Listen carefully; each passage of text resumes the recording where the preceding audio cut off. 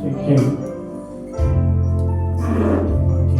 Ya, puji Tuhan, shalom. Atas sukacita sore hari ini, amin. Berapapun kita yang ada di tempat ini, kita percaya Tuhan ada bersama-sama dengan kita, amin. Sebelum kita mulai ibadah kita, mari kita bersatu hati, kita berdoa bersama-sama. Tuhan Allah yang penuh kasih, Tuhan Allah yang kami sembah di dalam nama Tuhan Yesus Kristus. Terima kasih Tuhan, terima kasih Yesus buat setiap penyertaan-Mu Bapa yang begitu sempurna buat setiap kami Tuhan. Kau bangunkan kami pagi hari ini, Kau masih kasih kami kesempatan Tuhan, Kau masih kasih kami nafas kehidupan Tuhan Yesus, hingga Kau tibakan kami di tempat ini Bapa. Kami percaya itu semua bukan karena kuat dan gagah kami, namun itu semua hanya karena penyertaan Tuhan yang begitu sempurna dalam setiap kehidupan kami. Terima kasih Tuhan, kami gak berhenti-hentinya Tuhan mengucapkan rasa syukur kami buat kasih-Mu Tuhan, buat kesempatan yang Tuhan beri buat setiap kami. Terima kasih Tuhan, terima kasih Yesus. Kini tiba saatnya Tuhan, kami mau kembali datang ke hadirat-Mu Bapa. Kami mau menyerahkan seluruh hidup kami Tuhan, seluruh penyembahan kami Bapa, setiap pergumulan kami Tuhan Yesus, semuanya kami mau serahkan kepada-Mu Yesus. Kami percaya Tuhan, Kau ada sore hari ini buat setiap kami Tuhan. Kau gak lihat jumlah kami Tuhan Yesus, tapi Kau lihat hati setiap kami Bapa. Maka dari itu Tuhan, bekerjalah sore hari ini Bapa, penuhi tempat ini Tuhan dengan kuasa kasih-Mu Tuhan. Atmosfer kerajaan Allah turun di tempat ini, melingkupi setiap kami Bapa, memenuhi setiap hati kami Bapa. Terlebih lagi Tuhan, hadirlah di dalam hati kami Tuhan, penuhi setiap hati kami Tuhan Yesus. Lawat setiap hati kami Bapa, hiburkan setiap hati kami Bapa. Beri kekuatan buat setiap kami Tuhan Yesus sore hari ini Bapa. Kami percaya Tuhan, mukjizat-Mu nyata buat setiap kami sore hari ini. Engkau yang memberkati juga Tuhan setiap ruangan dari lantai 1 sampai lantai 2 ini Tuhan, depan, belakang, kiri, kanan, bahkan seluruh radius dari tempat ini Bapa. Engkau yang terus memperlengkapi tempat ini Tuhan, Kau yang menjaga dengan malaikat surga-Mu Tuhan. Kau mau tolak seluruh roh intimidasi Tuhan, setiap penguasa-penguasa di udara yang bukan berasal daripada-Mu Tuhan. Kau mau tolak, hancurkan di dalam nama Yesus. Biar Roh-Mu saja yang berkuasa sore hari ini. Berkati setiap kami Tuhan, berkati ibadah kami ini Tuhan Yesus. Biar ibadah kami ini bukan menjadi sebuah rutinitas Tuhan, tapi ini boleh menjadi sebuah sarana Tuhan Yesus untuk kami selalu mengingat kasih Tuhan, dan kami boleh mengucap syukur buat kebaikan yang Tuhan kasih buat setiap kehidupan kami. Untuk membungkus ibadah kami Bapa di dalam tangan pengasihan-Mu. Ini kami Tuhan, ini kami Yesus, beracara Tuhan sore hari ini. Makasih Bapa. Mari jemaat Tuhan, saya undang untuk kita sembah Dia. Mari angkat rasa syukur-Mu. Mari ucapkan terima kasih Tuhan. Terima kasih Tuhan. Kau baik. Kami mau nikmati hadirat-Mu.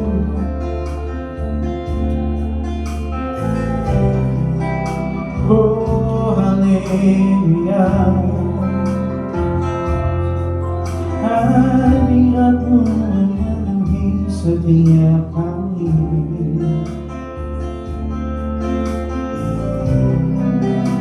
Terima kasih, terima kasih Tuhan. Sejiwa kami merindukan-Mu Bapa. Makasih Tuhan Yesus, makasih Tuhan. Oh terima kasih.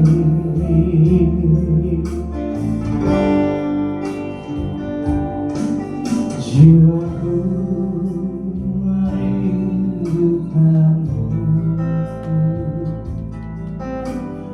Allah yang kudus. Jiwa jiwaku haus kepadamu, ya ayah hidup jiwaku, jiwaku merindukanmu,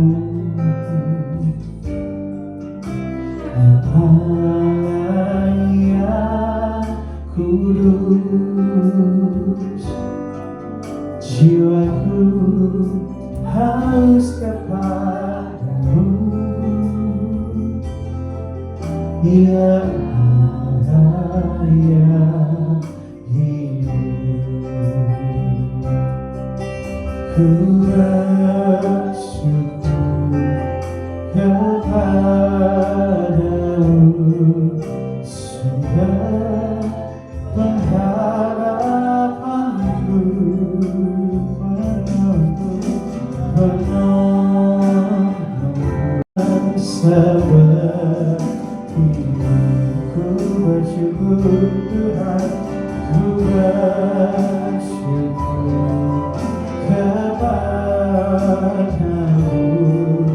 sumber pengharapanku.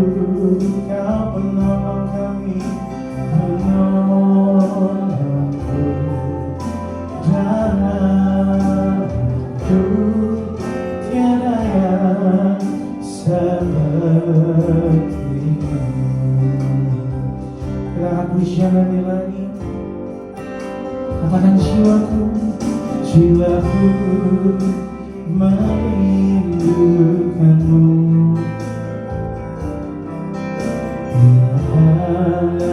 ayah hidup, jiwaku, jiwaku haus kepadamu. Sebab kau kudus Tuhan, kudus jiwaku merindukan, jiwaku merindukanmu,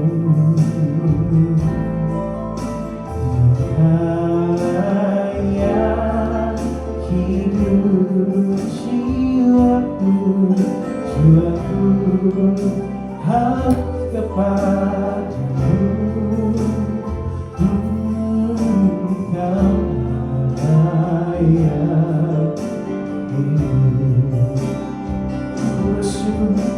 Ku bersyukur kepadamu, sumber pengharapanku. Kau penolong dan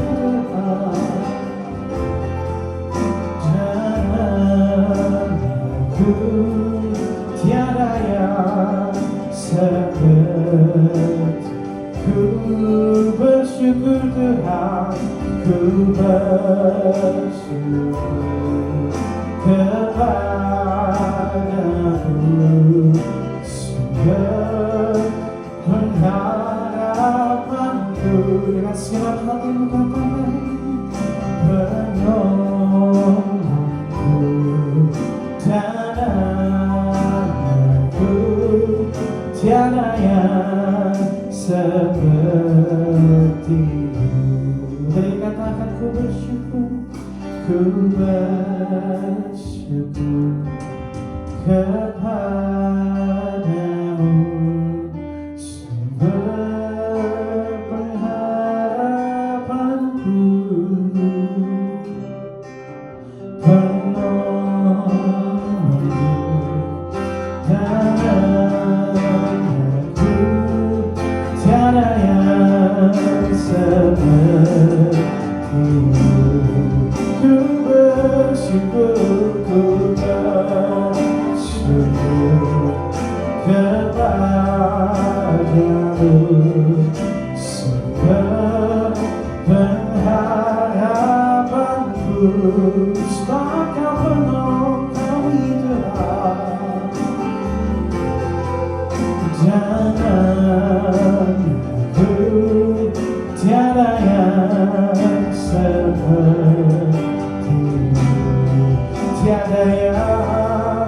tiada yang sepertimu,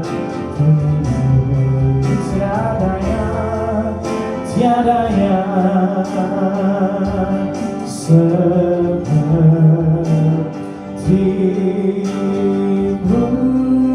Beri tepuk tangan buat lagi.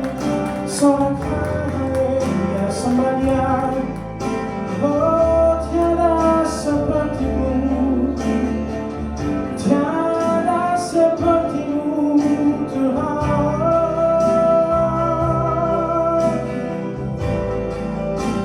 Penuhi setiap hati, mari lawan setiap kami Tuhan.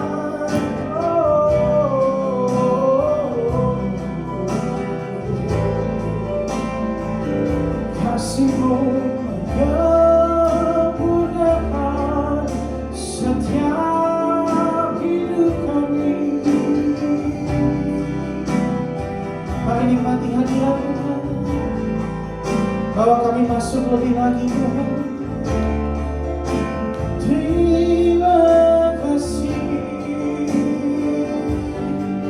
oh haleluya.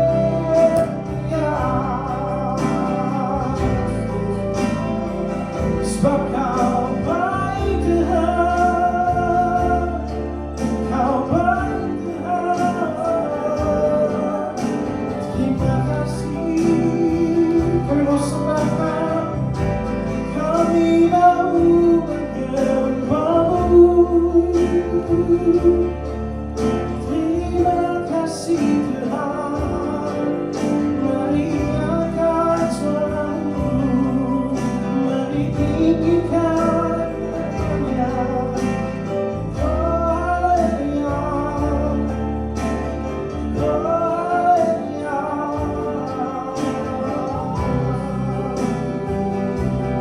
Sebab Kau baik Tuhan, berkata atas pujian kami.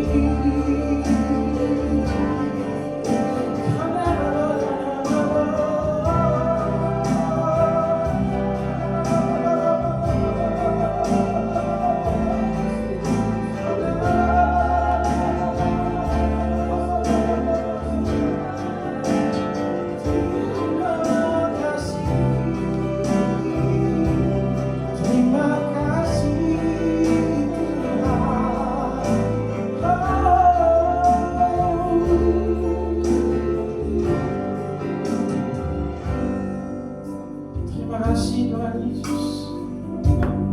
Mari jangan cepat-cepat pergi dari hadirat Tuhan.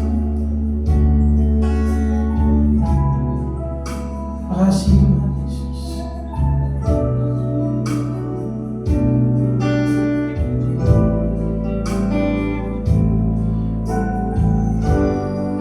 Makasih Yesus.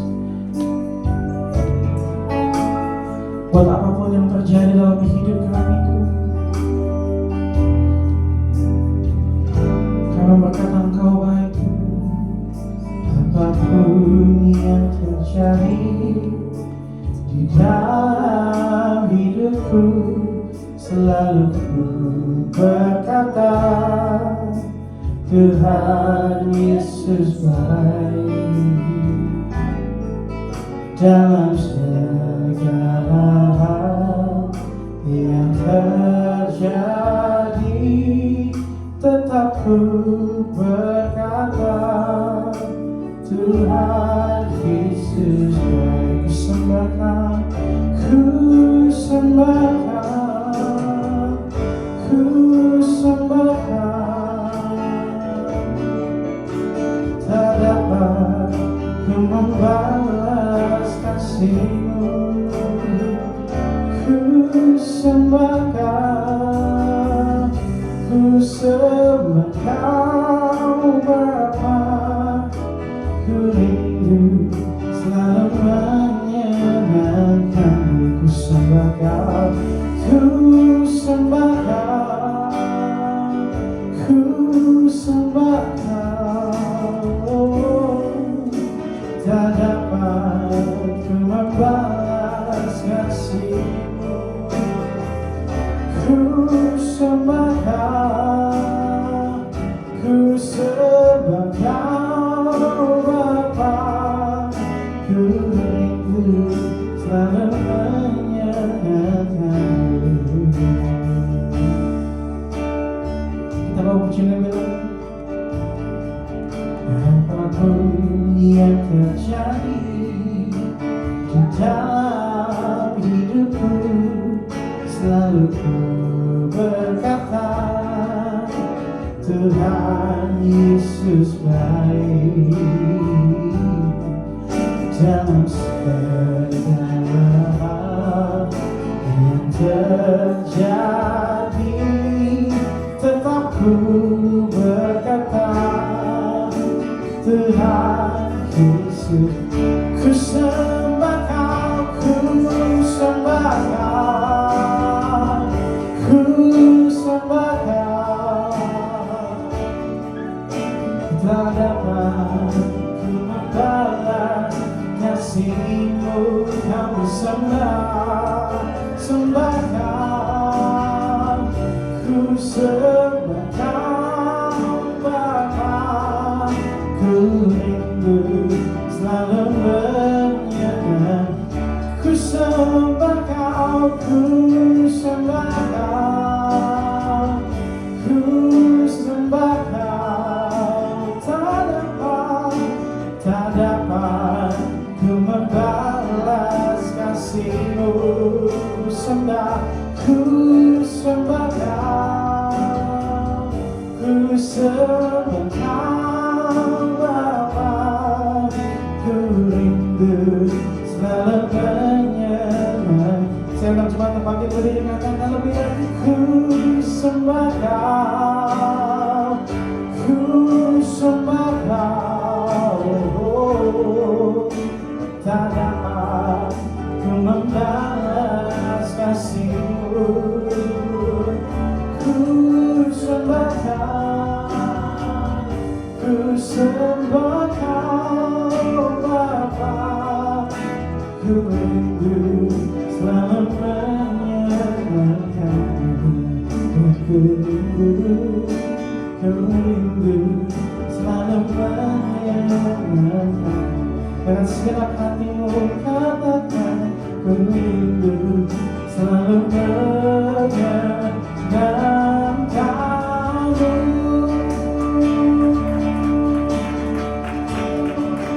Kami rindu menyenangkan-Mu.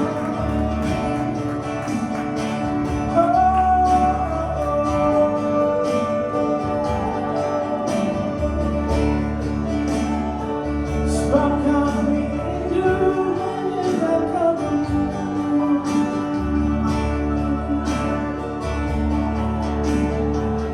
Oh, haleluya. Biar sore hari Tuhan, penyembahan kami, hidup kami, itu semua milik-Mu Tuhan.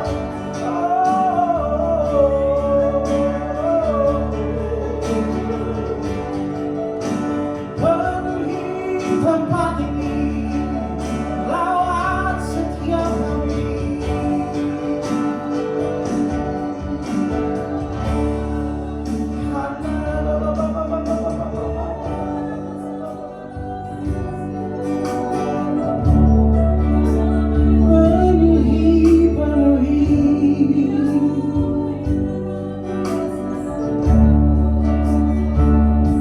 Terima kasih Tuhan. Makasih Yesus, makasih Tuhan buat setiap kasih-Mu Bapa. Kami rasakan Tuhan, lawatan-Mu kami rasakan Tuhan sore hari itu Yesus. Kami nikmati hadirat-Mu Tuhan. Mari Roh Kudus, bekerjalah sore hari ini. Penuhi setiap kami, puaskan setiap kami sore hari ini Tuhan. Kini tiba saatnya Tuhan kami memuji dan memuliakan nama-Mu lebih lagi Bapa. Mari terus tetap tinggal dalam ibadah kami ini Yesus. Sebab kami percaya Tuhan, mujizat Tuhan terjadi sore hari ini. Yang lemah sudah Tuhan kuatkan, yang berbeban berat sudah Tuhan hiburkan, yang sakit Tuhan sembuhkan sore hari ini. Kami percaya Tuhan lawatan-Mu sempurna buat setiap kami. Terima kasih Tuhan, terima kasih Yesus. Kami mau bersorak-sorai buat Kau Tuhan, kami muji-muji-Mu lebih lagi Tuhan. Mari jemaat Tuhan yang siap untuk memuji Tuhan lebih lagi, sama-sama kita katakan amin.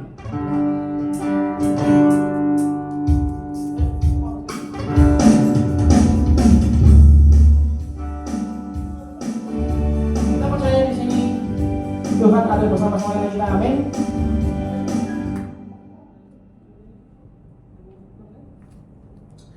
Sambil menyiapkan, kita percaya berapapun jumlah kita yang ada tempat ini, Tuhan ada bersama-sama dengan kita, amin.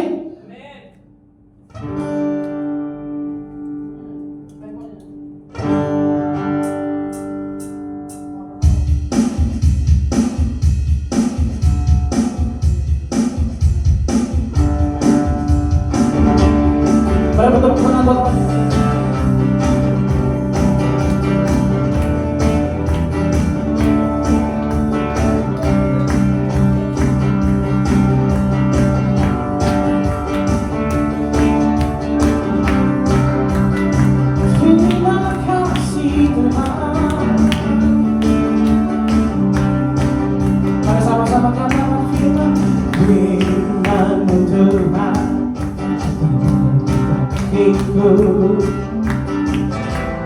Janji-Mu terang bagi jalan-jalanku, kebenaran-Mu setiap hari.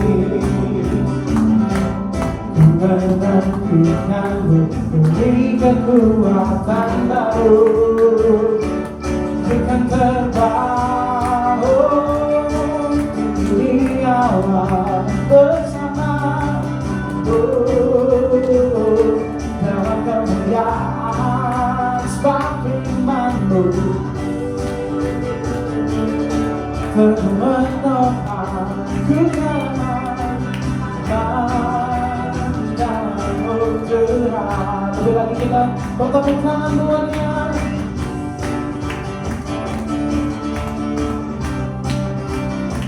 Oh, terima kasih Tuhan. Firman-Mu Yesus, firman-Mu Tuhan,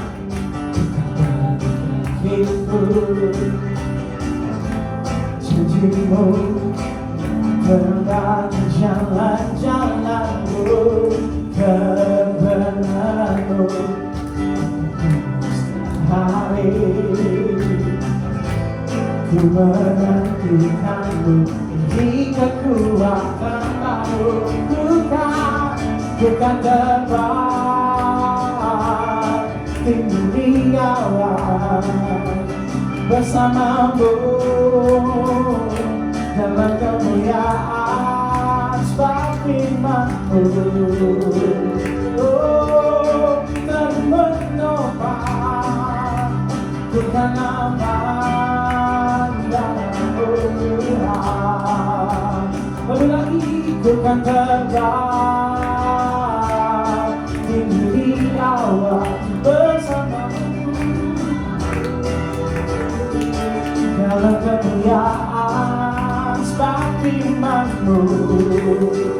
Oh, dan menopang bukan aman dalam Tuhan. Lebih lagi katakan bukan terbang, bukan terbang di awan bersama-Mu dalam kemuliaan sebab firman-Mu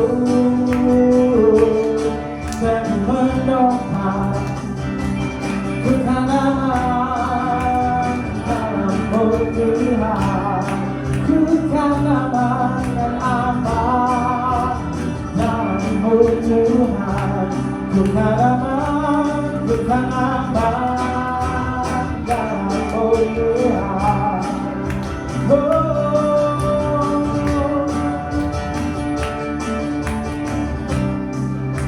Beri tepuk tangan buat Allah. Puji Tuhan, setelah menerima dengan Tuhan, ini tiba saatnya kita akan masuk lebih dalam lagi dalam pemberitaan firman Tuhan. Tapi sebelumnya kita akan berikan persembahan. Mari saya undang kembali Bapak Ibu untuk kita sama-sama berdoa. Terima kasih Tuhan, terima kasih Yesus. Kami percaya Tuhan, kami aman bersama-sama dengan Tuhan. Setiap rancangan Tuhan, masa depan yang Tuhan janjikan buat setiap kami percaya Tuhan itu semua adalah yang terbaik buat setiap kami. Terima kasih Tuhan, dan ajar setiap kami Tuhan untuk selalu pegang janji Tuhan. Apapun boleh terjadi dalam setiap kehidupan kami, tapi kami percaya Tuhan, rancangan adalah rancangan yang terbaik buat setiap kami. Tuhan, kini tiba saatnya Tuhan, kami mau memberikan persembahan kami. Mari Bapa, biar Engkau yang memberkati setiap persembahan kami ini, dan Engkau juga memberkati setiap kami Tuhan, pekerjaan kami, usaha kami, bahkan sekolah kami Tuhan Yesus, semuanya boleh berhasil seturut dengan kehendak-Mu Tuhan. Dan biarlah Tuhan persembahan ini boleh menjadi persembahan yang harum dan berkenan kepada-Mu Tuhan Yesus, khususnya untuk memperluas karya-Mu tempat ini. Terpujilah nama-Mu Tuhan Yesus, dan biarlah Tuhan Kau yang ajar setiap kami Tuhan untuk mau selalu kasih yang terbaik Tuhan. Karena Kau sudah lebih dulu kasih yang terbaik buat setiap kami. Pengorbanan-Mu di kayu salib 2000 tahun yang lalu Tuhan Yesus merupakan pengorbanan yang paling sempurna buat setiap kami. Terima kasih Tuhan, terima kasih Yesus. Mari jemaat Tuhan yang siap untuk memberi, sama-sama kita katakan amin.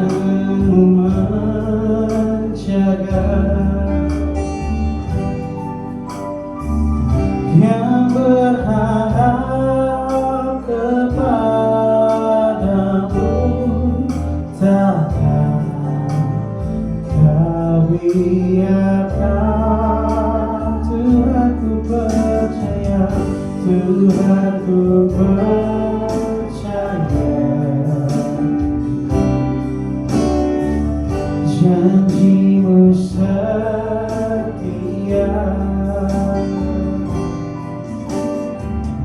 tetap ku hidup bagi-Mu selamanya.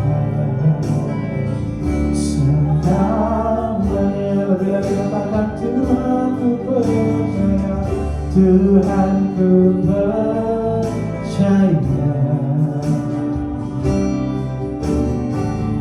Tangan-Mu menjaga,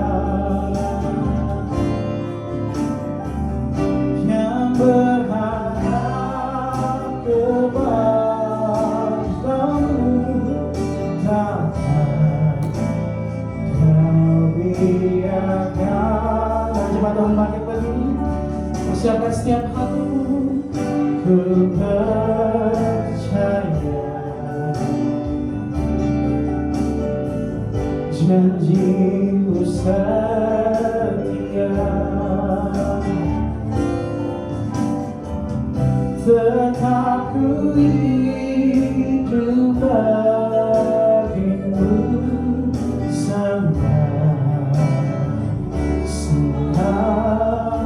Lebih lagi katakan Tuhan ku percaya, Tuhan ku percaya.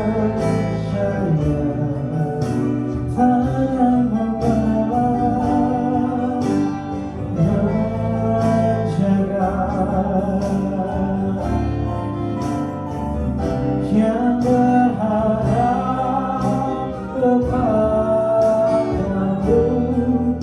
takkan Kau biarkan. Tuhan ku percaya.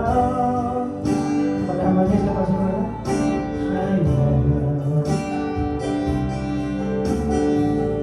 Janji-Mu setia,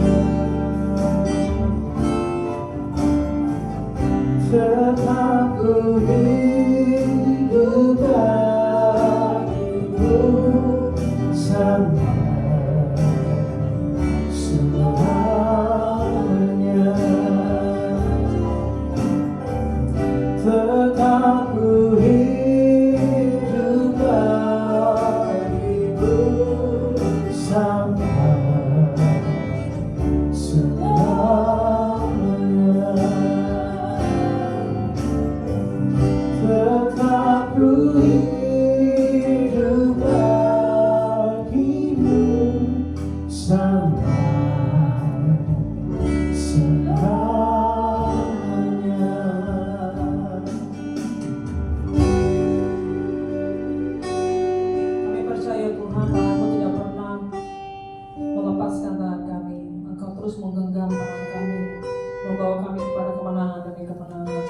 Walau hari ini mungkin kami belum melihat kemenangan itu, tapi tetap kami percaya janji-Mu ya dan amin buat kami.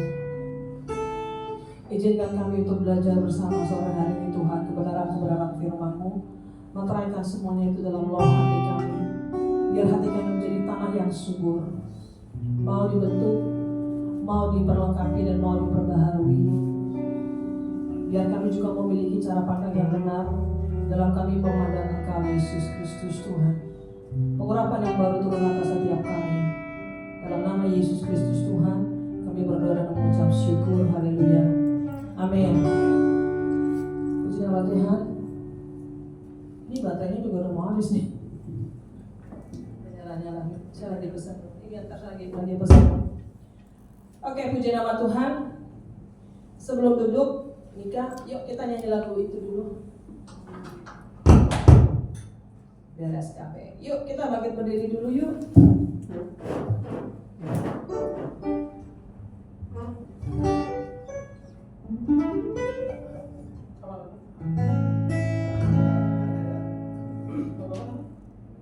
Beres capek.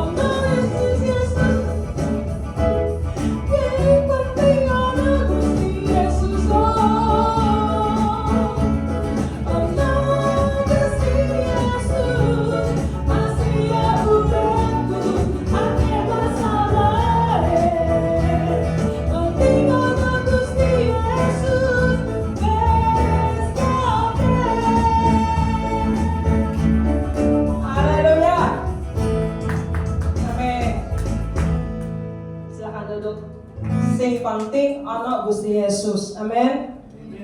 Akeh masalah ora popo. Yang penting ada Gusti Yesus, semuanya beres kabeh. Amin. Gusti Yesus.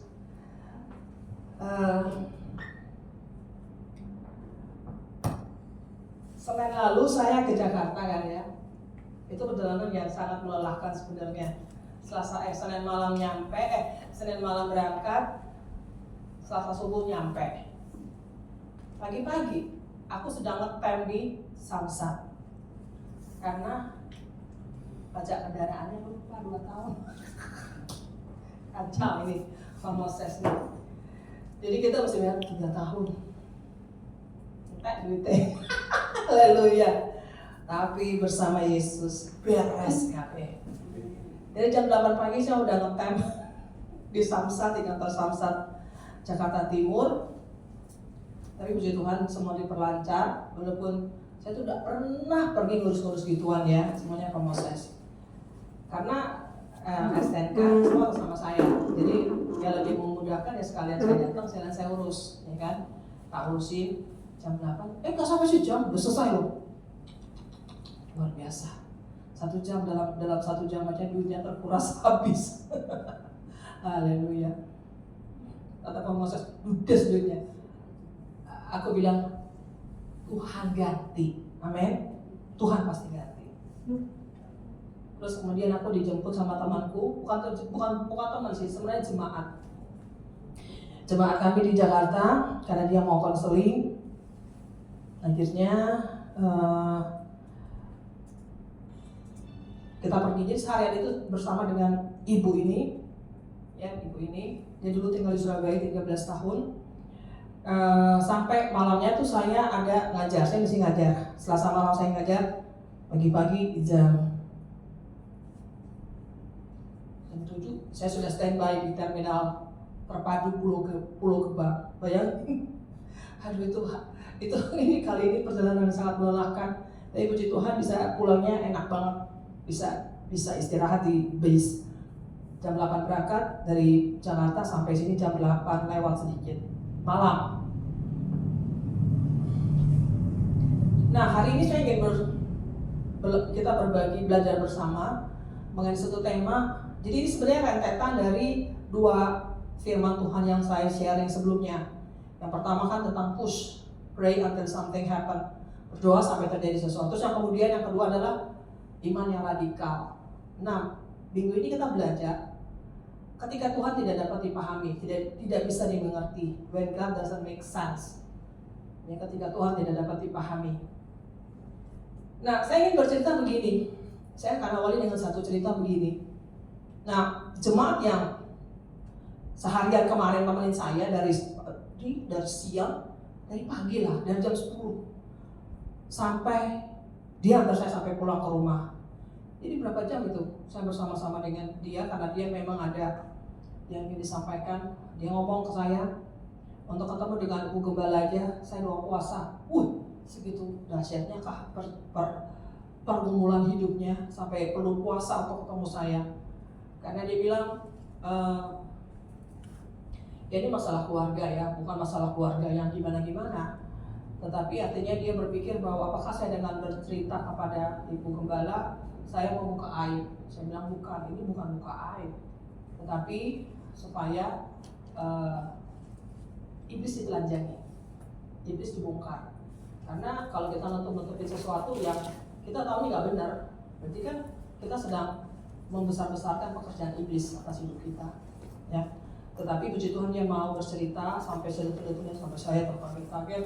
Antara saya terkaget dan saya ngantuk. Dan malamnya saya mesti ngajar. Sampai dia ikut loh waktu saya ngajar kelas PPN itu, dia ikut saya. Dan dia bilang, Bu, saya seperti ditampar sama materi yang Ibu sampaikan. Jadi intinya begini.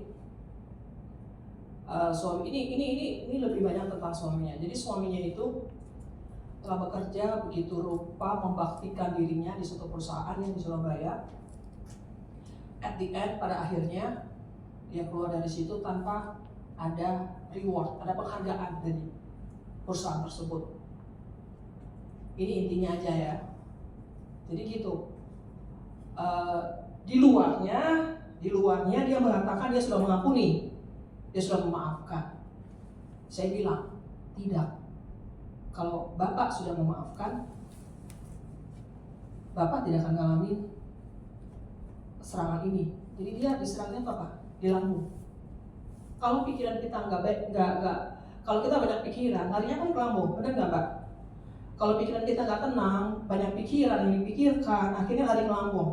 Pak Moses juga ada begitunya. Kalau terlalu banyak pikirannya lambung, larinya ke lambung. Saya bilang sama ibu ini, Bapak belum sepenuhnya mengampuni. Bapak belum sepenuhnya melepaskan pengampunan. Kalau Bapak benar-benar sudah rilis melepaskan pengampunan, gak ada itu yang namanya sakit lambung.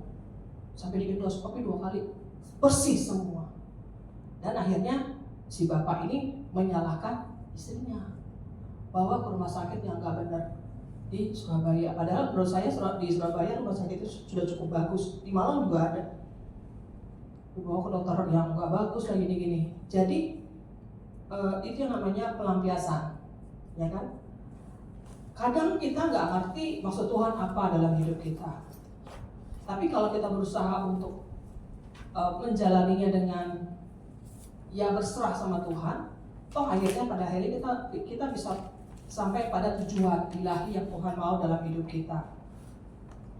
Dalam minggu ini pun saya agak sedikit shock juga ya.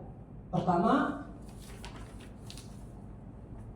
ada pengurus dari WBI, Wanita Batal Indonesia di Gereja Kami Jakarta, seorang ibu, dia harus segera dioperasi karena ada benjolan di payudaranya. Sini angkat. Dilala berapa minggu lalu, ponakanku, adiknya Kesia, berapa hari ini, kemarin dia operasi. Ini hari apa nih? Minggu, Sabtu, Jumat, operasi, ada benjolan lagi di dada.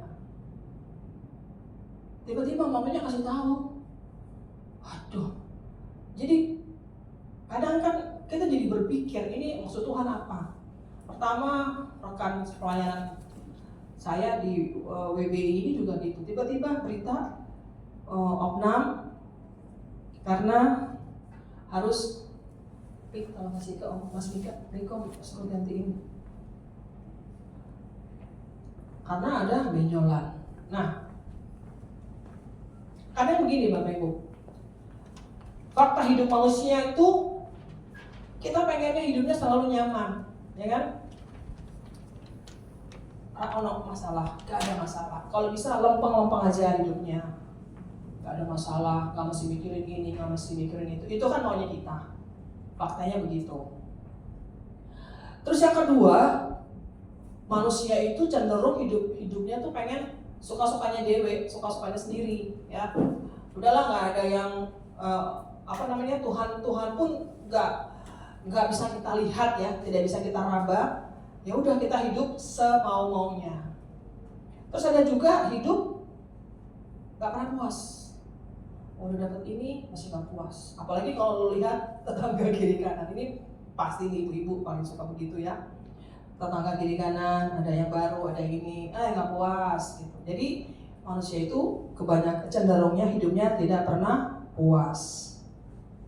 Nah, coba kita lihat di Mazmur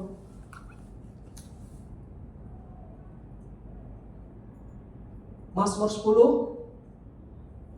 ayat 1. Ini seruan Daud kepada Tuhan. Mengapa engkau berdiri jauh-jauh ya Tuhan dan menyembunyikan dirimu dalam waktu-waktu kesesakan? Pernah nggak di waktu kita sedang merasa sesak, bebannya berat, ya kok Tuhan mana? Bertanyalah kan kita kepada Tuhan. Tuhan, engkau ada di mana? Kok seperti aku menjalani kesesakan ini sendiri? Tuhan mana? Sama seperti Daud. Ketika dia berada dalam tekanan, sepertinya Tuhan tidak ada. Tuhan tidak menolong. Tuhan tidak memberikan penghiburan kepada dia. Tapi kan dalam perjalanan kehidupan Daud kan banyak hal yang terjadi. Nah, ini kita coba lihat, belajar yang terjadi dalam kehidupannya Daud. Perjalanan kehidupannya Daud.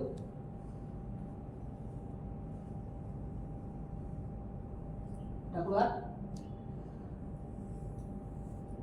Minggu lalu Pak Moses sempat bahas ya tentang Daud. Daud itu pilihan Tuhan. Dari sekian banyaknya anaknya Isai, Daud yang dipilih, diurapi jadi raja. Kakak-kakaknya kan bodohnya, wah mantap banget jadi raja. Nah dia kemerah-merahan, kecil, tidak segagah kakaknya. Tapi dia yang dipilih Tuhan untuk menjadi raja atas Israel. Ini udah diurapi jadi raja. Tapi apakah langsung apakah dia langsung jadi raja? Enggak. Proses hidupnya itu luar biasa. Ya. Akhirnya hidupnya berpindah-pindah karena dikejar-kejar Saul. Saul iri sama dia, ya kan?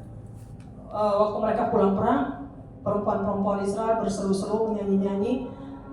Saul mengalahkan beribu-ribu. Daud mengalahkan berlaksa-laksa. Marahlah Saul. Marah dia nggak terima, dia ya elah anak bawang kok lebih hebat dari aku. Akhirnya Saul mulai berikhtiar untuk membunuh Daud. Padahal tuh Daud itu menantunya loh, ya kan? Daud kan menikah dengan anak perempuannya Saul. Daud pun berteman baik dengan anak laki-lakinya Saul yang bernama Yonatan. Akhirnya Daud itu hidupnya tidak tenang karena dikejar-kejar terus sama Saul. Ada satu ketika dia punya kesempatan untuk bisa membunuh Saul, tetapi tidak dilakukan karena dia selalu berpegang teguh bahwa dia tidak boleh menyentuh orang yang diurapi Tuhan. Ya, terus kemudian Daud itu memperlakukan keturunan Saul dengan baik, ya. Ketika dia akhirnya dilantik jadi raja, kan ada keturunannya dari Yonatan, anaknya Yonatan, Mephiboset, segala macam itu, dia perlakukan dengan baik. Artinya dia tidak menaruh dendam. Walaupun kalau mau dibilang membalas dendam bisa aja, karena kan istilah kata dia diperlakukan tidak baik sama kakeknya Mephiboset, tapi tidak dia lakukan. Karena dia tahu gitu loh, ketika Tuhan sepertinya menjauh dari dia, Tuhan tuh punya rencana buat dia. Dia lakukan apa yang menjadi bagiannya dia, dan dia lakukan dengan sungguh-sungguh karena dia kenal siapa Tuhannya. Karena dia percaya kalau Tuhan sudah berjanji, Tuhan tidak mungkin mengingkari. Kalau manusia, kau yang berjanji, kau yang mengingkari, ya kan? Manusia sering banyak berjanji tapi mengingkari, lupa janjinya. Janjinya hari ini datang jam 9 sampai jam 11 baru muncul jam 12. Manusia kan begitu, sering ingkar janji. Tapi apakah Tuhan ingkar janji? Ketika Daud dalam pergumulan yang berat, dia dikejar-kejar oleh Saul, bisa aja dong Daud komplain sama Tuhan, Tuhan katanya saya mau jadi raja, saya sudah diurapin jadi raja, kok sampai hari ini, kok sekarang ini hidup saya kok kayak gini ya, hidupnya gak tenang, dikejar-kejar sama Saul. Tapi itu akhirnya dia diurapi jadi raja atas Yehuda dan Israel, seluruh Israel. Dia memerintah dan dia keturunannya dia memerintah kerajaan itu dengan luar biasa. Salah satu anaknya kan Salomo, dianugerahkan Tuhan hikmat yang luar biasa.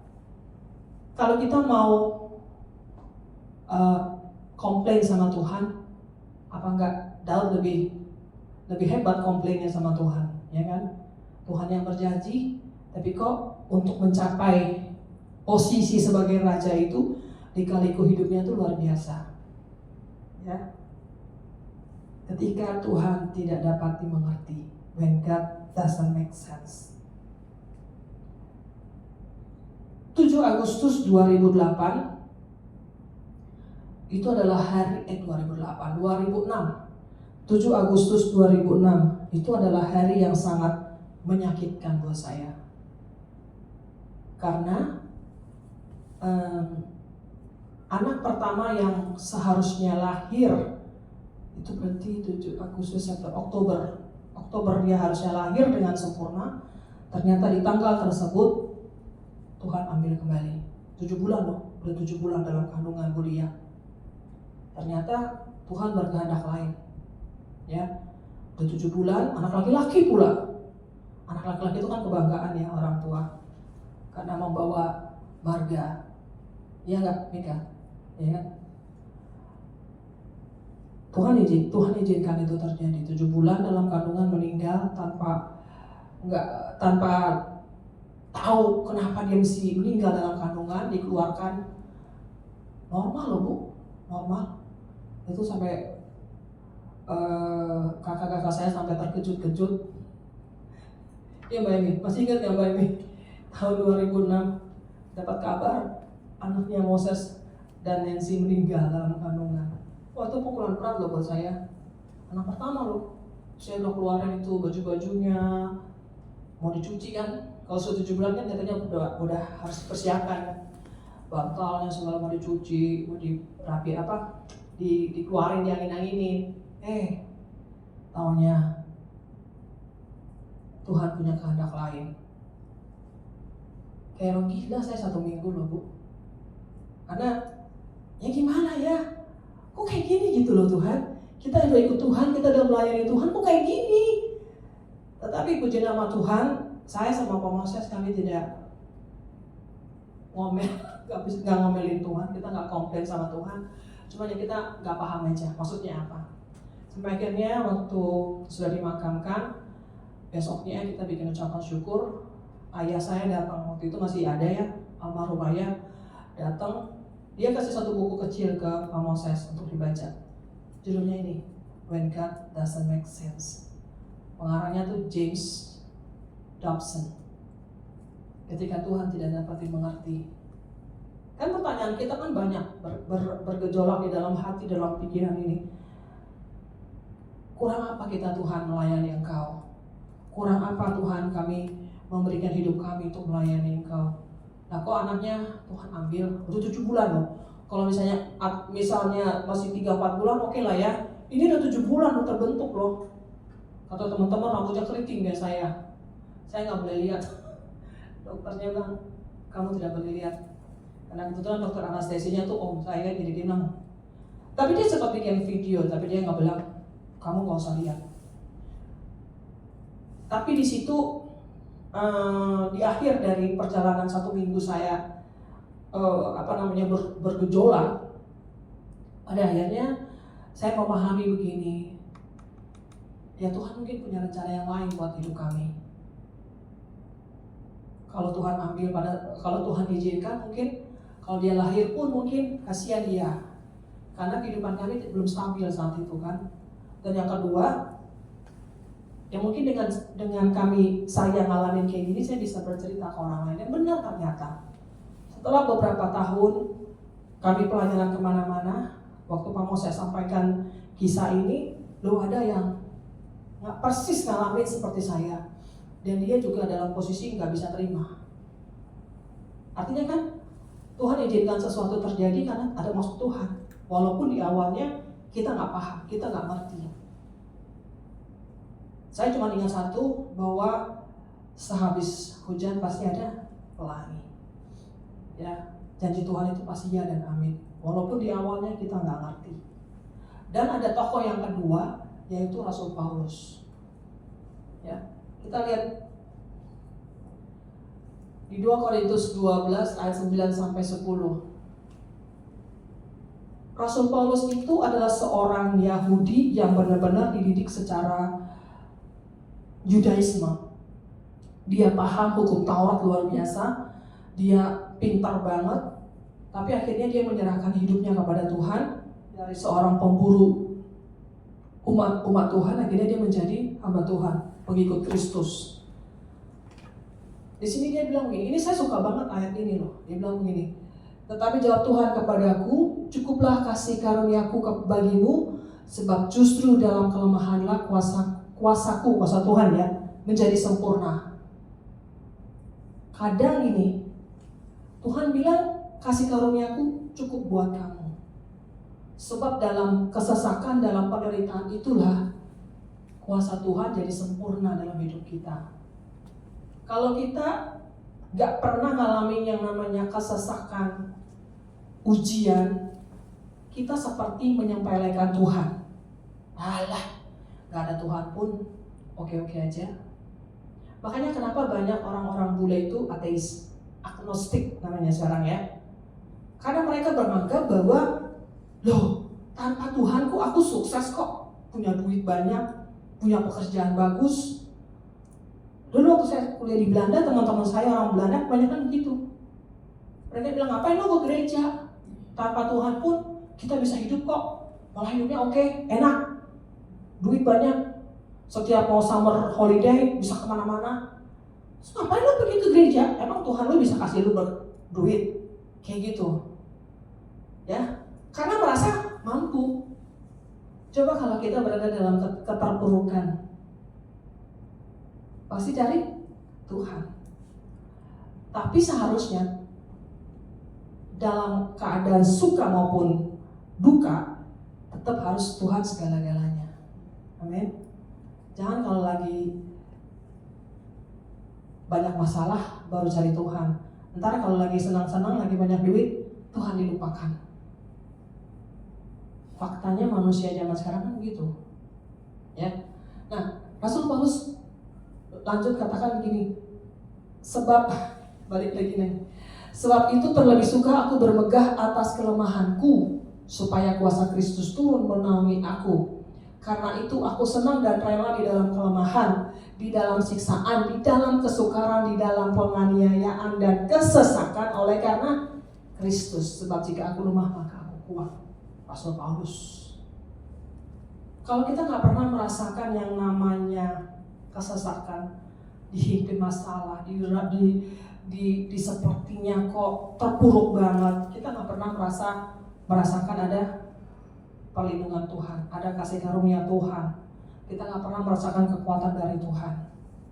Kalau orang hidupnya aman-aman, makanya kenapa banyak orang tidak mau keluar dari zona nyaman, senangnya ada di zona nyamannya. Disuruh nanti kalau sudah lulus sekolah kamu, kebanyakan gitu ya, terutama ya sebenarnya bukan mendiskreditkan ya, dokter muda mana mau dikirim ke pedalaman, apalagi pedalaman Papua, mana mau.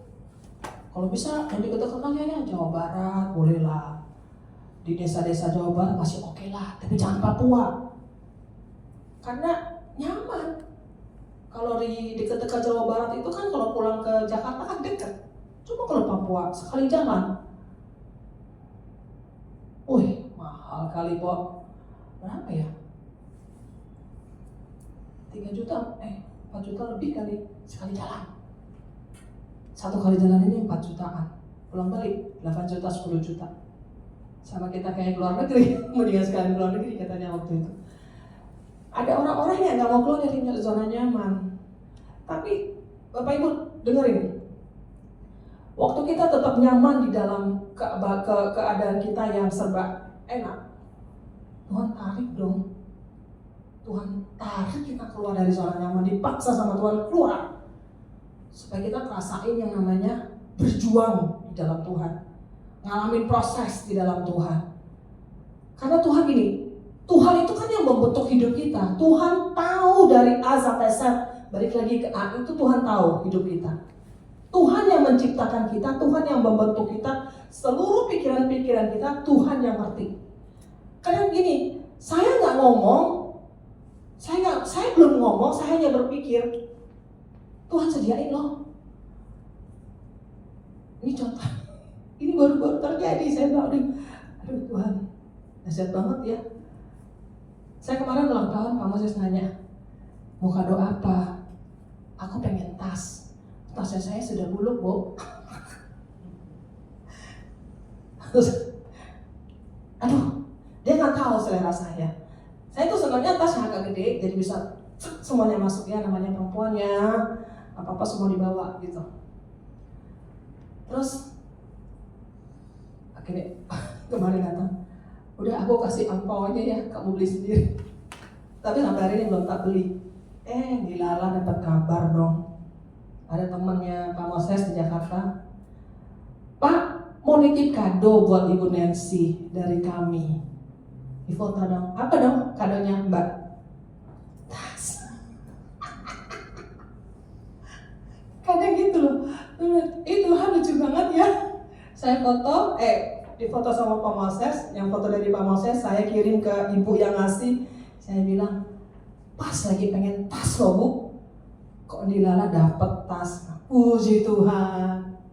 Lihat, Tuhan tuh gak pernah berutang sama kita. Sampai terkadang yang belum sempat kita ucapkan baru dipikirkan di dalam hati, Tuhan sediakan. Jadi kalau kita mau hidup enak-enak aja, nyaman-nyaman aja, Tuhan bukannya tidak sih, Tuhan agak segan juga melakukan sesuatu atas hidup kita. Tapi kalau kita bersedia diproses, tahan dalam pengujian, tahan dalam proses, tanpa kita ngomong pun Tuhan sediain, Tuhan kasih. Itu berapa kali sering terjadi dalam hidup saya, dalam hidup kami sekeluarga seperti itu. Gak ngomong. Berapa kali, makanya saya bilang gini, ikut Tuhan itu paling enak deh. Ikut Tuhan Yesus itu paling enak. Siapa bilang gak enak? Paling enak.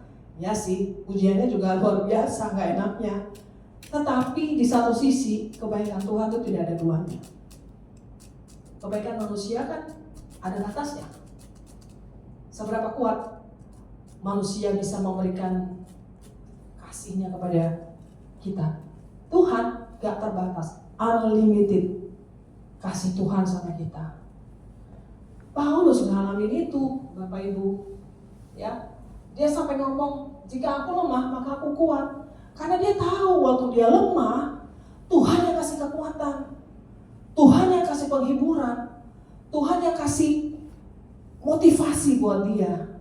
Ya, sampai hari ini kalau kita boleh ada dengan keadaan yang kita sekarang, ketahuilah semua oleh karena kasih karunia Tuhan.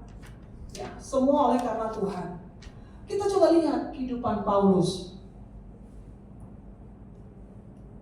Awal-awal ketika dia bertobat jadi pengikut Kristus, itu kan murid-murid Tuhan Yesus yang sebelumnya itu seperti menentang dia.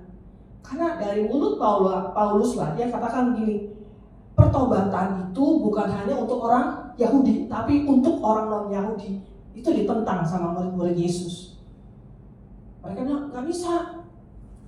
Yunani, orang mana, orang apa itu gak bisa, gak masuk hitungan. Karena yang benar adalah orang Yahudi. Hanya Paulus yang berani mendobrak itu. Dia bilang kebenaran atau pertobatan itu milik semua orang.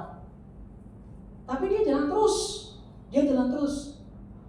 Kita coba lihat, ini saya bilang, Rasul Paulus ini luar biasa ya. Coba kita lihat di 2 Korintus berapa itu? 2 Korintus 11.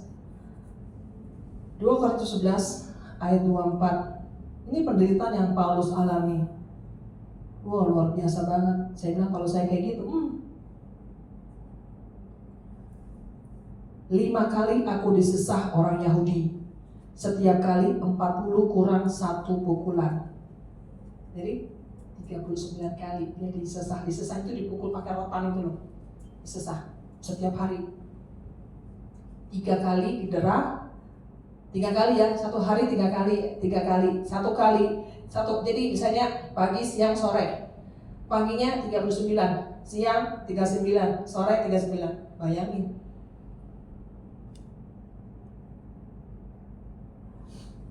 Satu kali aku dilempari dengan batu. 3 kali mengalami karam kapal. Sehari semalam aku terkatung-katung di tengah laut. Dalam perjalananku aku sering diancam bahaya banjir dan bahaya penyamun. Bahaya dari pihak orang-orang Yahudi dan dari pihak orang-orang bukan Yahudi. Dan seterusnya. Aku banyak berjeri lelah dan bekerja berat. Kerap kali aku tidak tidur, aku lapar dan dahaga. Kerap kali aku berpuasa, kedinginan dan tanpa pakaian. Luar biasa. Tapi apakah itu menyurutkan semangatnya untuk melayani Tuhan? Enggak. Ya, Rasul Paulus seorang rasul yang luar biasa. Apakah dia komplain sama Tuhan? Tidak.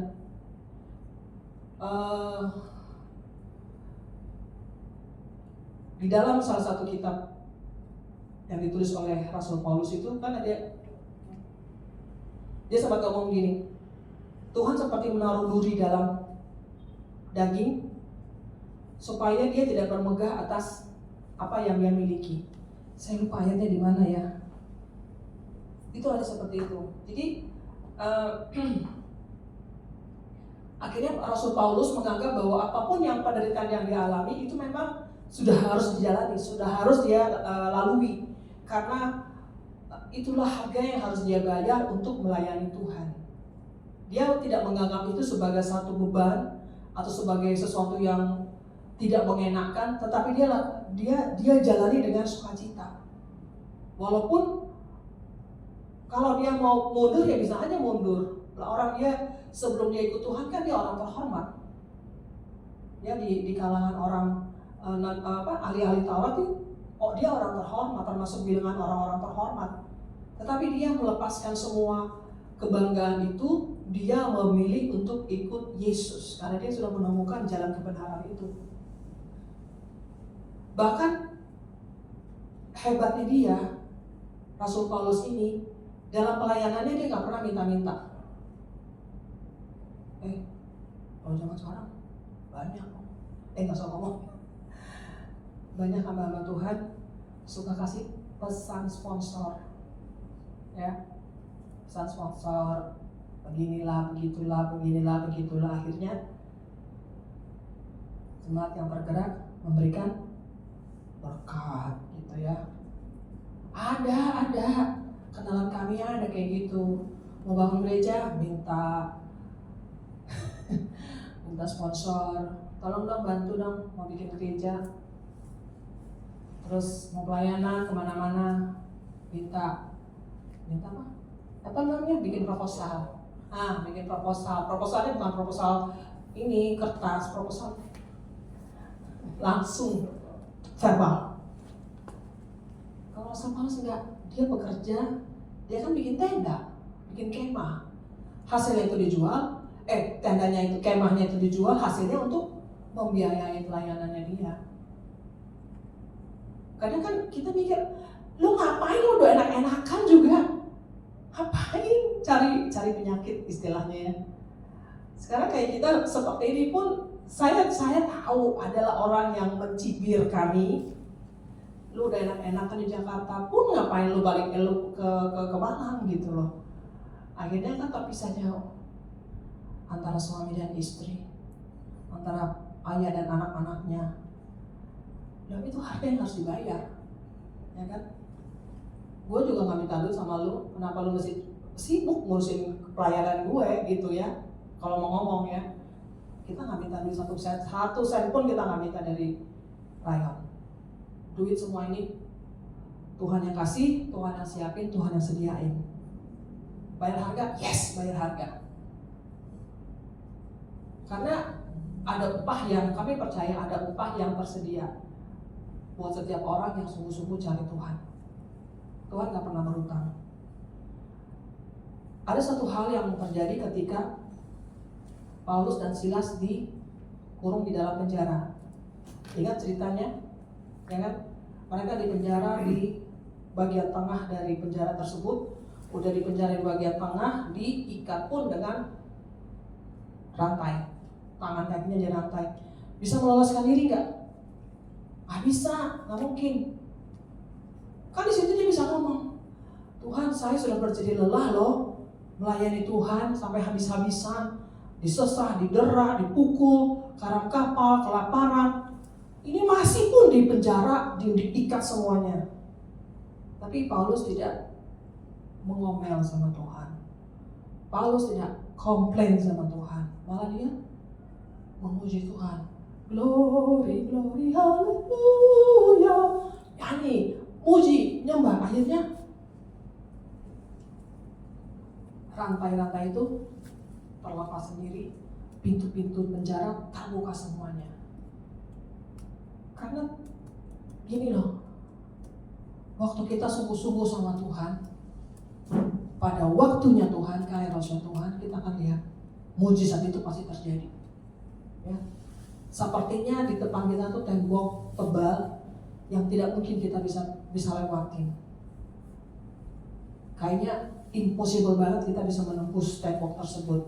Mau tembok hambatan dalam pelayanan, pekerjaan, usaha, sepertinya temboknya besar banget, tinggi banget.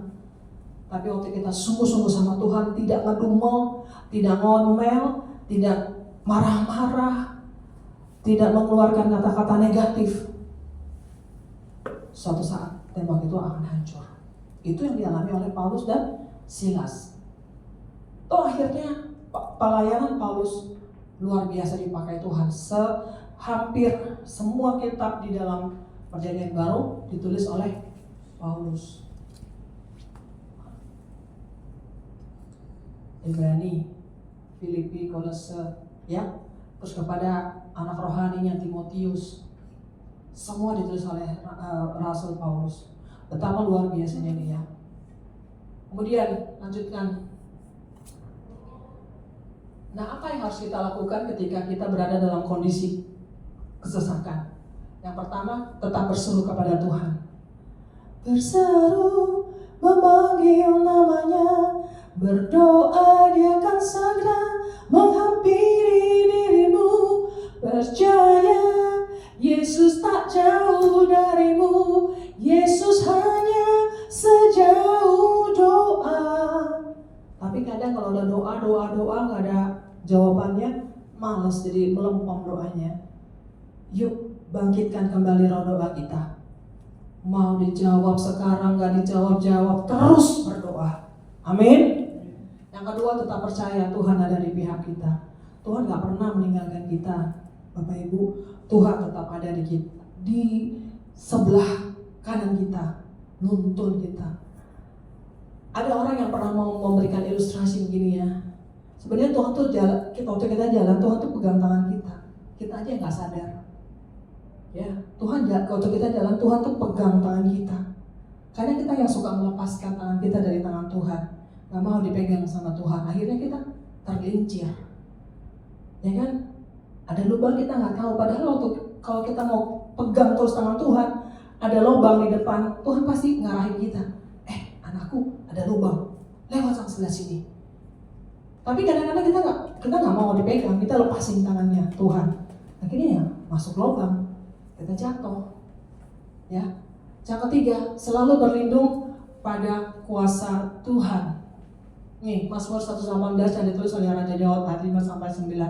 Dalam kesesakan aku telah berseru kepada Tuhan. Tuhan telah menjawab aku dengan memberi kelegaan. Tuhan di pihakku. Ya. Aku tidak takut, aku tidak akan takut apakah yang dapat dilakukan manusia terhadap aku. Tuhan di pihakku, menolong aku akan memandang rendah mereka yang membenci aku. Lebih baik berlindung pada Tuhan daripada percaya kepada manusia. Lebih baik berlindung pada Tuhan daripada percaya kepada para bangsawan. Tetap berseru kepada Tuhan, tetap percaya Tuhan ada di pihak kita, selalu berlindung pada kuasa Tuhan. Ini yang dilakukan Daud. Ya, jangan pernah menganggap bahwa Tuhan jauh, jangan pernah menganggap bahwa Tuhan gak dengar. Ya, kalau hari-hari ini kita berdoa dan doa kita belum dijawab, terus berdoa. Jangan pernah jemu-jemu dan jangan pernah berhenti berdoa. Yang terakhir,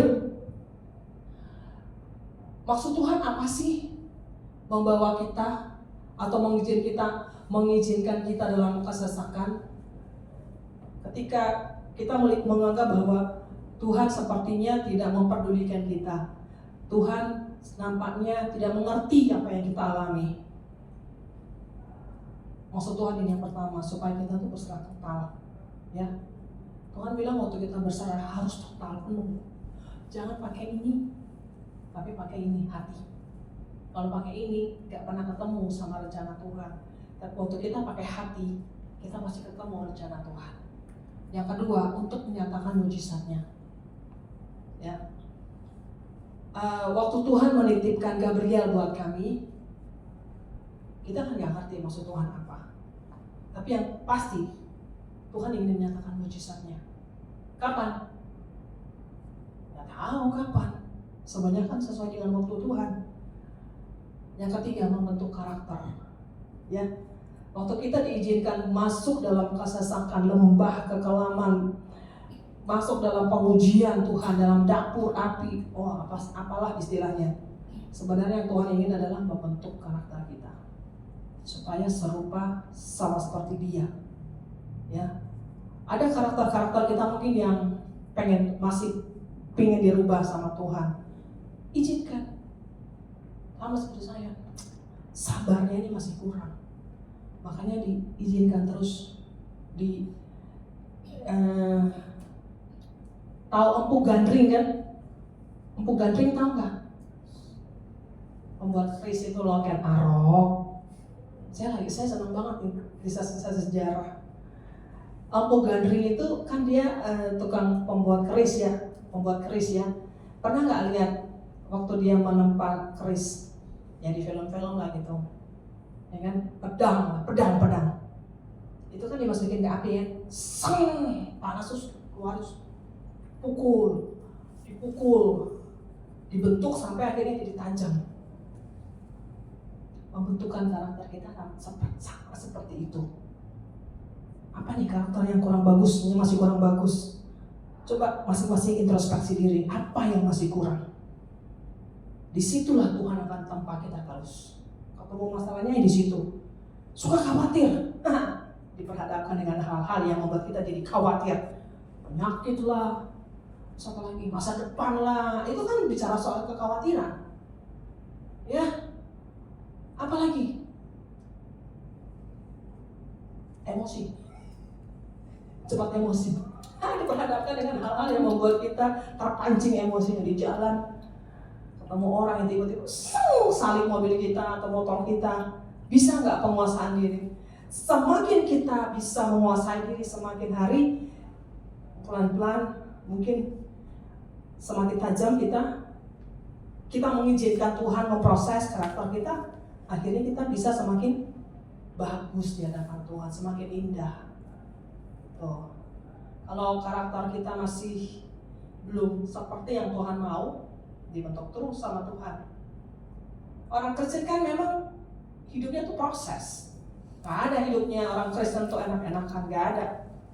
Ya, kekristenan adalah bicara soal proses. Proses mengiringi Tuhan sampai pada akhirnya bertemu dengan Dia nanti. Dan yang terakhir, bertahan dalam proses dan memiliki fighting spirit.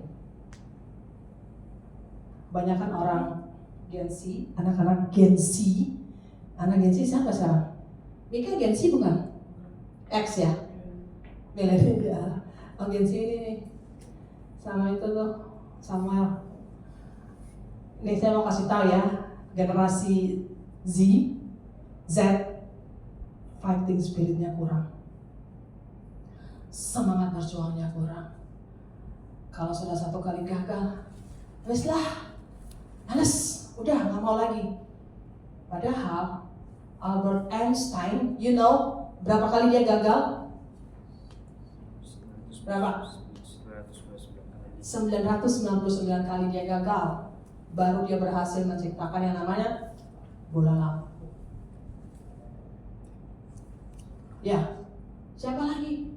Memangnya para penemu-penemu itu apa namanya tuh? Listrik, Thomas Alva Edison, terus siapa-siapa gitu-gitu. Apakah mereka langsung dapat menciptakan ini? Kan berkali-kali percobaan dulu baru berhasil. Tapi kenyataannya Gen Z banyak kan melempem, semangat berjuangnya kurang. Ya, semangat berjuangnya kurang. Ini karena anaknya udah nggak ada ya. Kalau anaknya masih ada, nanti dia baper.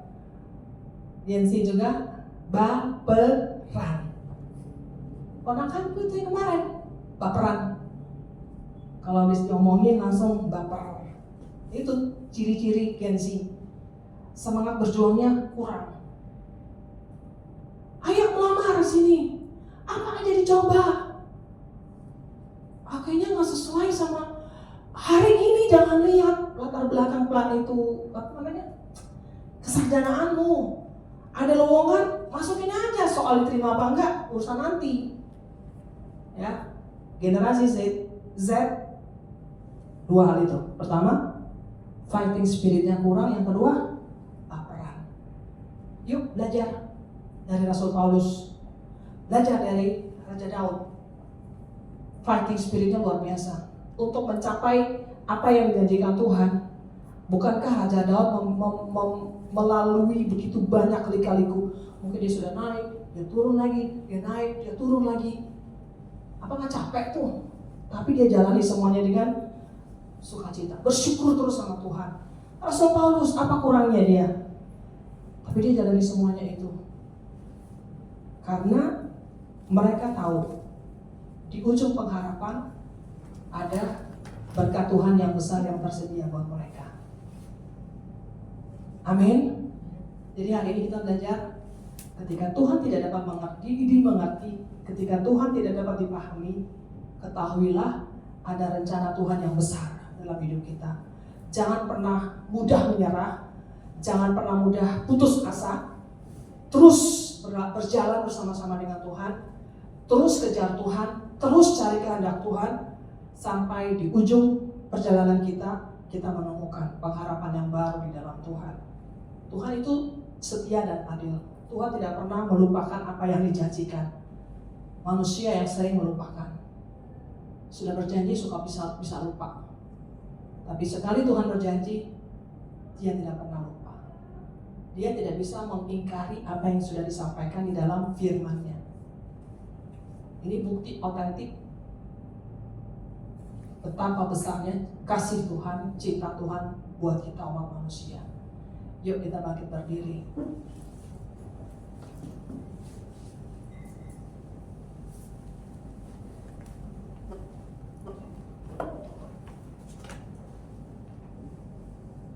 Aku pengen nyanyi lagu itu loh, yang kapan hari dia bisa di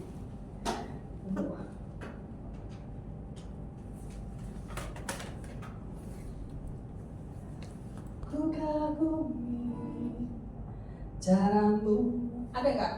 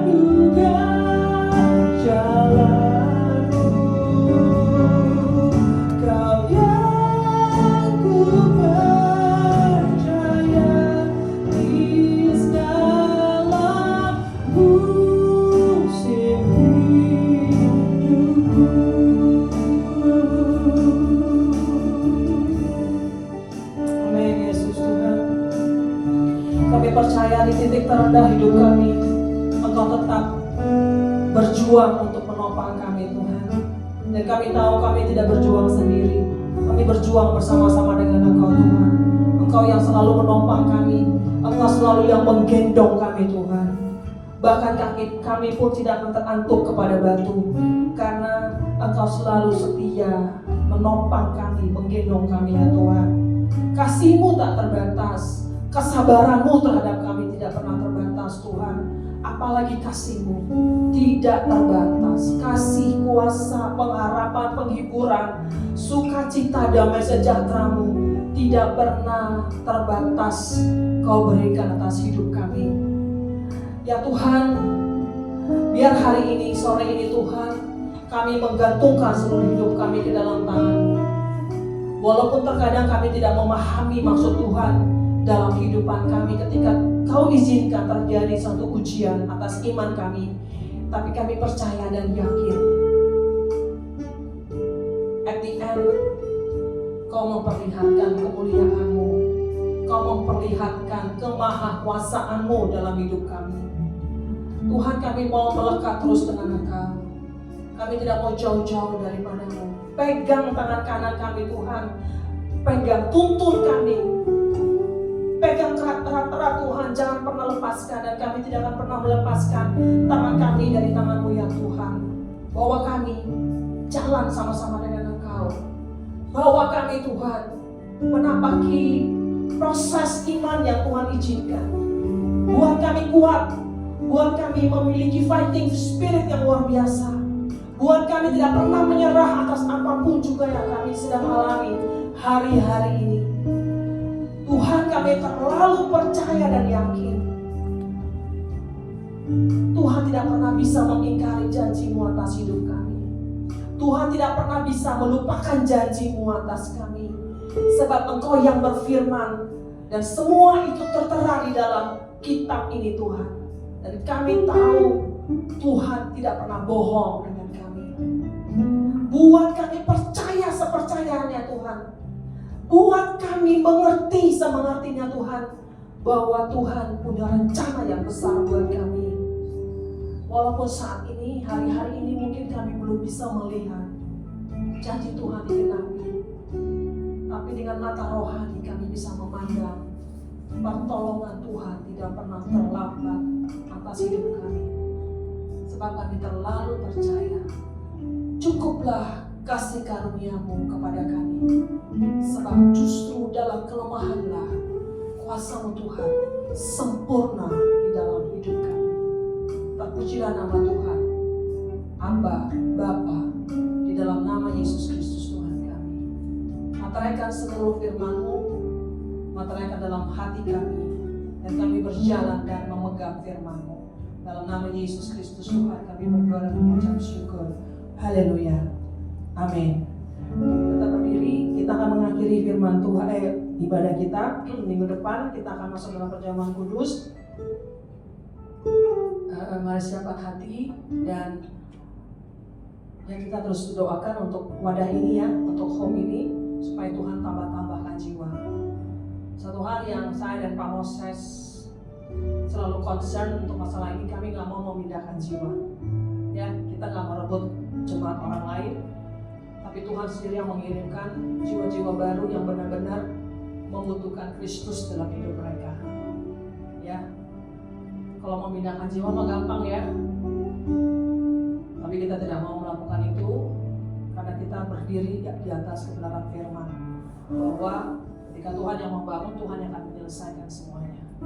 Terpujilah nama Tuhan. Masuk dalam doa syafaat.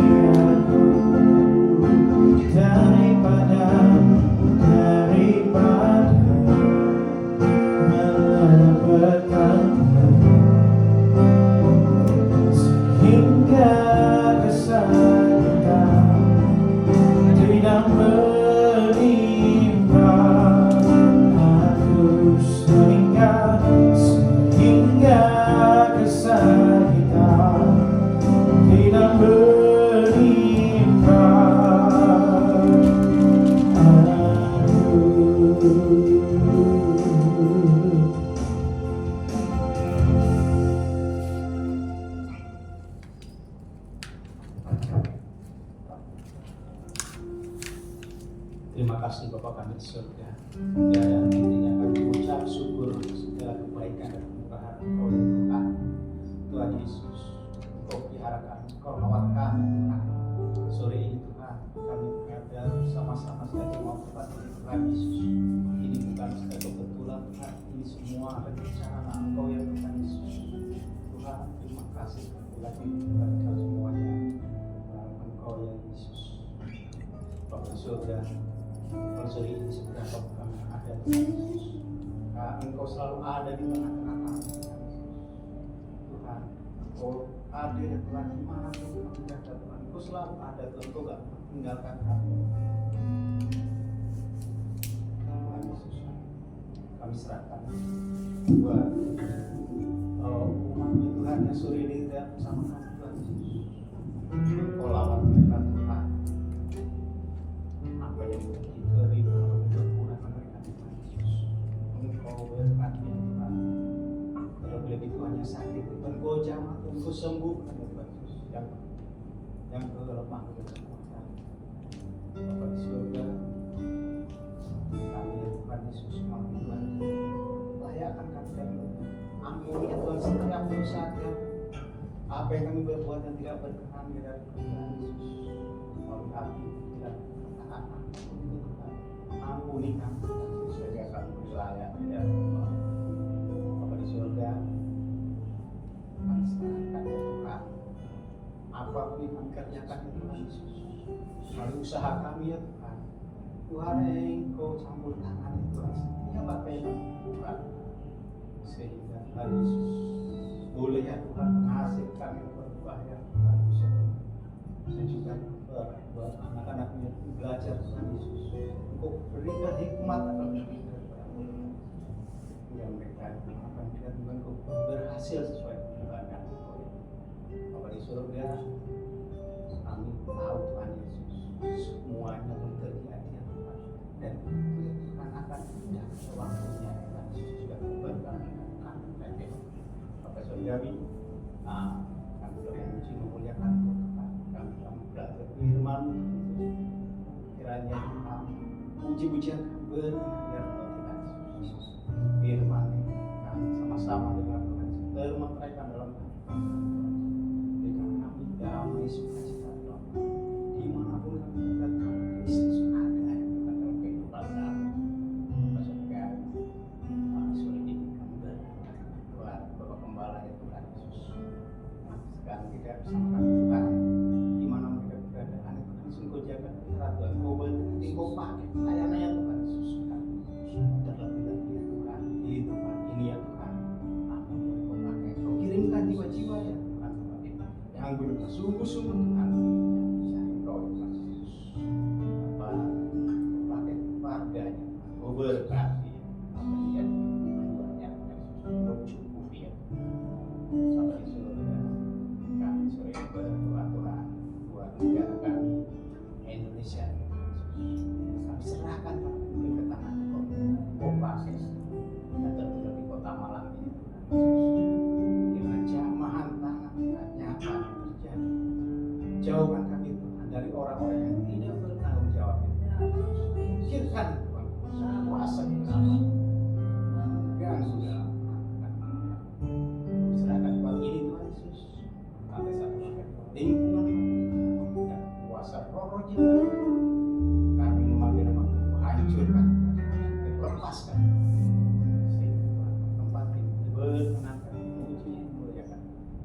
Bapak surga, terima kasih. Doa kami sore ini kami kembalikan kepada Engkau.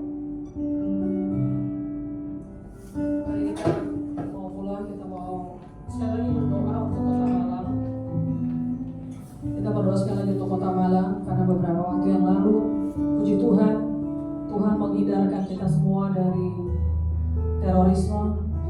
Ya, semua karena ada orang-orang benar yang terus berdoa siang dan malam menjagai kota ini dan juga Batu.